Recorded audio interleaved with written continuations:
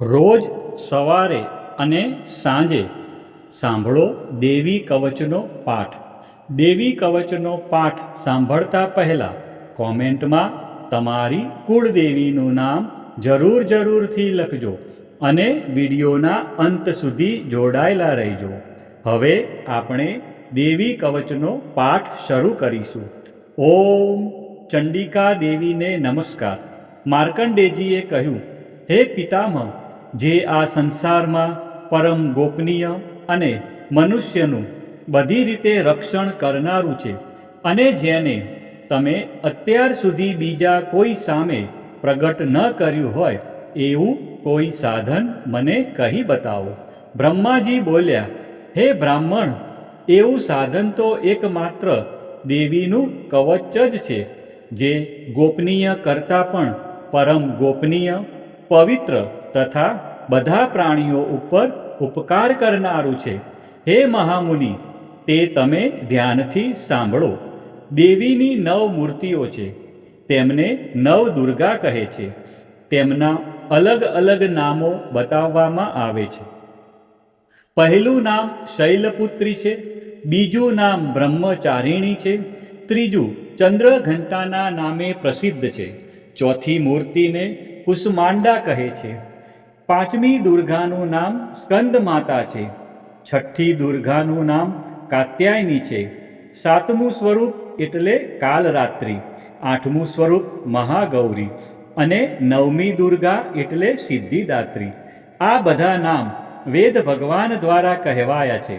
જ્યારે કોઈ મનુષ્ય અગ્નિથી સળગી રહ્યો હોય, યુદ્ધ ભૂમિમાં શત્રુઓથી ઘેરાઈ ગયો હોય, કોઈ સંકટમાં ફસાઈ ગયો હોય તથા કોઈ ભયથી ડરી ગયો હોય અને જો મા દુર્ગાનું શરણ લીધું હોય તેનું ક્યારેય કોઈ અમંગળ થતું નથી.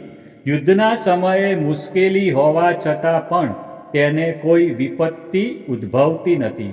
તેને શોક, દુઃખ અને ભય પ્રાપ્ત થતા નથી.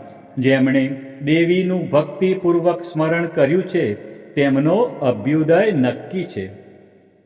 હે દેવી, જેઓ તમારું ચિંતન કરે છે તેમનું તમે ચોક્કસ કલ્યાણ કરો છો, તેમનું તમે ચોક્કસ રક્ષણ કરો છો. ચામુંડા દેવી પ્રેત ઉપર આરૂઢ થયેલા હોય છે અને વારાહી દેવી પાડા પર સવારી કરે છે. ઐન્દ્રી દેવીનું વાહન ઐરાવત હાથી છે. વૈષ્ણવી દેવી ગરુડ પર આવે છે અને માહેશ્વરી દેવી આખલા પર આરૂઢ થયેલા છે. કૌમારી દેવીનું વાહન મોર છે. વિષ્ણુપ્રિય લક્ષ્મી દેવી કમળ પર વિરાજમાન છે અને તેમના હાથમાં લાલ કમળ છે. આખલા પર આરૂઢ થયેલ દેવી ઈશ્વરીએ શ્વેત વસ્ત્ર ધારણ કરી રાખ્યા છે. બ્રાહ્મી દેવી હંસ પર બેઠેલા છે અને બધા જ આભૂષણો ધારણ કર્યા છે. આ બધી દેવીઓ માતાઓ યોગ શક્તિઓથી સંપન્ન છે, જેઓ અનેકવિધ આભૂષણો પહેરવાથી શોભે છે. તેમણે અનેક રત્નો ધારણ કર્યા છે, ક્રોધથી ભરેલી છે અને ભક્તોનું રક્ષણ કરવા રથમાં બેઠેલી છે. આ દેવીઓના હાથમાં શંખ, ચક્ર, ગદા, શક્તિ, હળ, મુસળ, કેટક, તોમર, કુહાડી, દોરડું, કુંત, ત્રિશૂળ અને ઉત્તમ પ્રકારના ધનુષ્ય ધારણ કરેલા છે.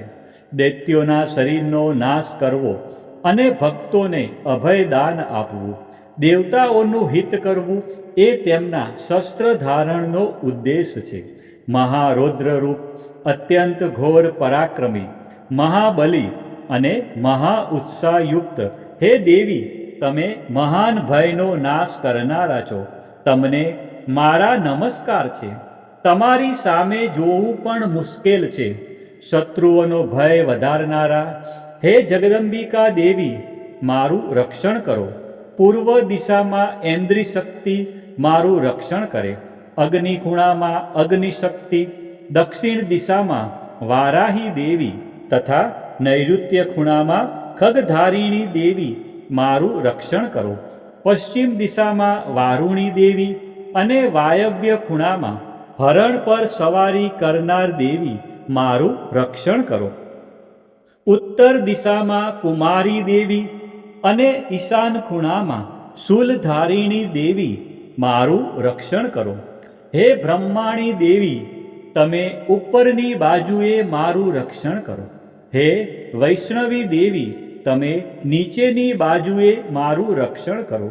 આ જ પ્રમાણે શબ જેનું વાહન છે તે ચામુંડા દેવી દસે દિશાઓમાં મારું રક્ષણ કરો. જયા દેવી આગળની બાજુએ અને વિજયા દેવી પાછળની બાજુએ રક્ષણ કરે.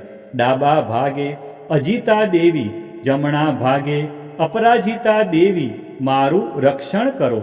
ઉદ્યોતિની દેવી શિખાનું રક્ષણ કરે અને ઉમા દેવી મારા મસ્તક પર વિરાજિત થઈને મારું રક્ષણ કરે. માલાધરી દેવી મારા કપાળનું અને યશસ્વિની દેવી મારી ભમરોનું રક્ષણ કરે. ત્રિનેત્રા દેવી ભમરોના મધ્ય ભાગનું અને યમઘંટા દેવી નાસિકાઓનું રક્ષણ કરે. શંખીની દેવી બંને આંખોના મધ્ય ભાગનું રક્ષણ કરે અને દ્વારવાસીની દેવી કાનોનું રક્ષણ કરે. કાલિકા દેવી ગાલોનું તથા સાંકરી દેવી કાનોના મૂળ ભાગોની રક્ષા કરે.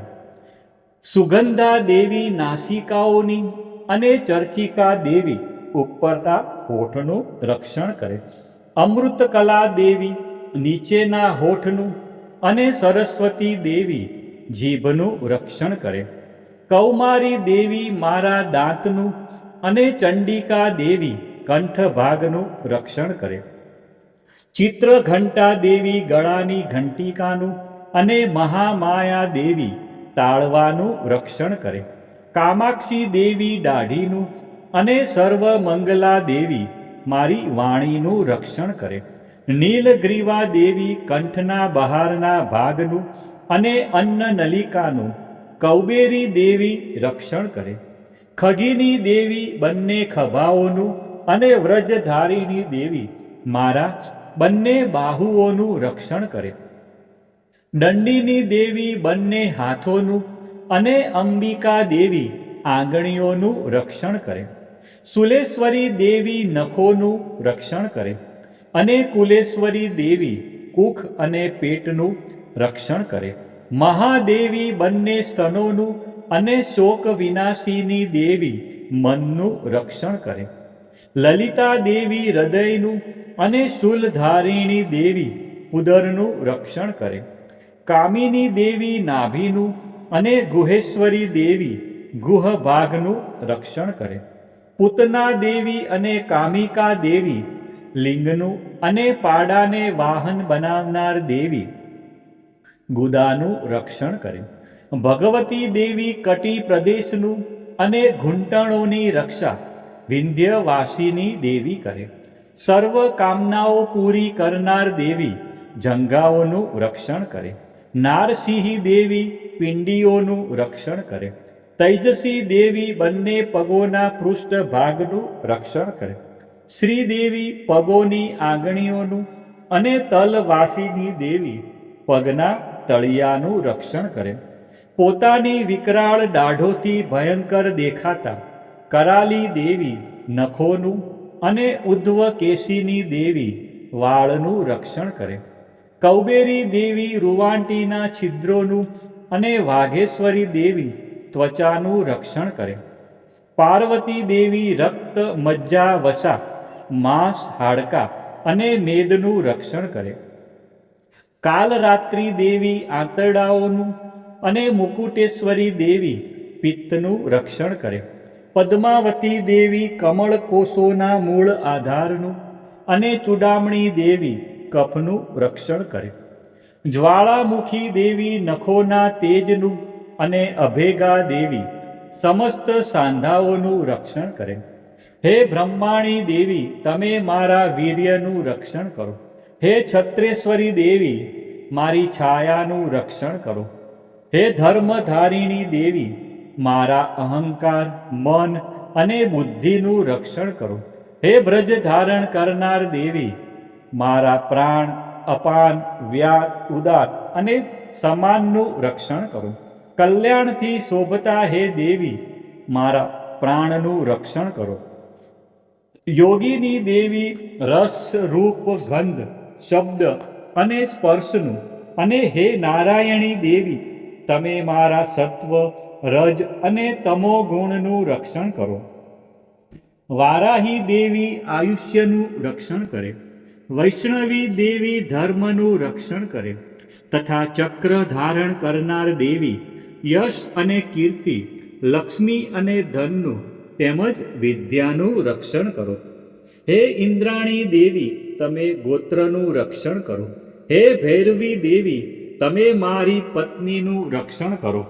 હે ચંડિકા દેવી, મારા પશુઓનું રક્ષણ કરો.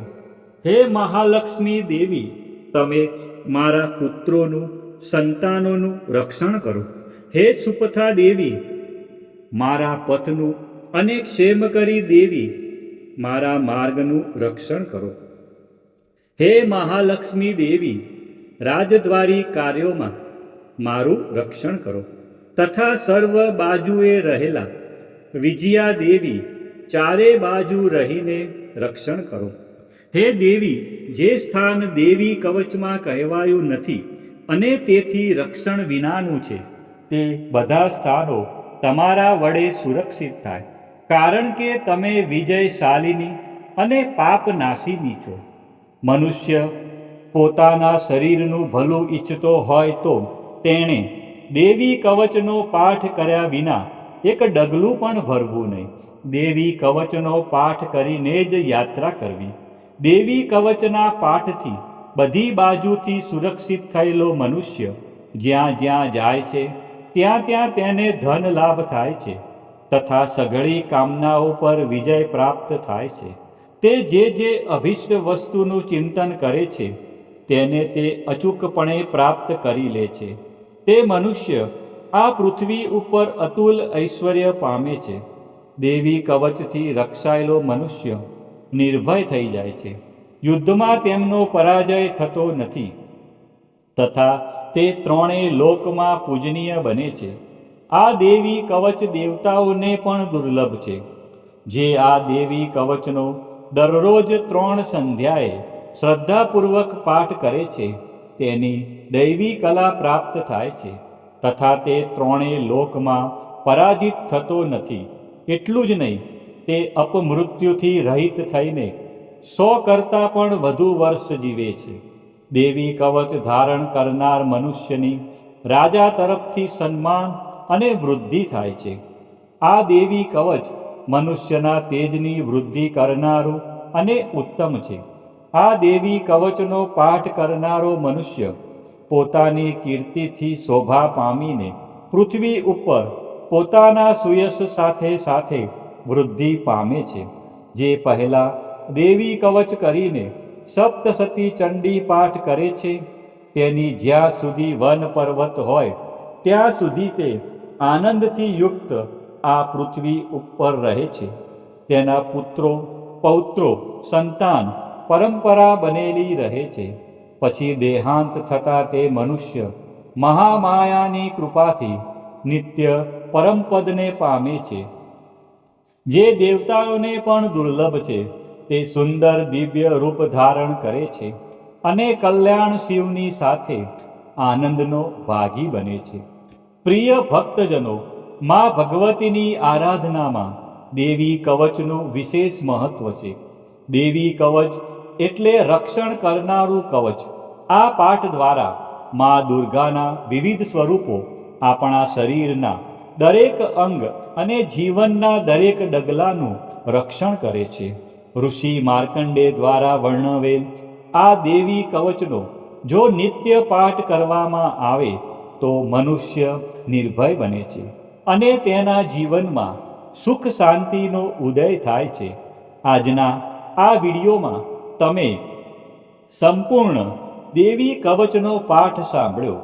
વિડીયોના અંત સુધી તમે જોડાયેલા રહ્યા અને મા અંબાના આ પરમ કલ્યાણકારી સ્ત્રોતનો લાભ લીધો. બોલો શ્રી અંબે માત કી જય.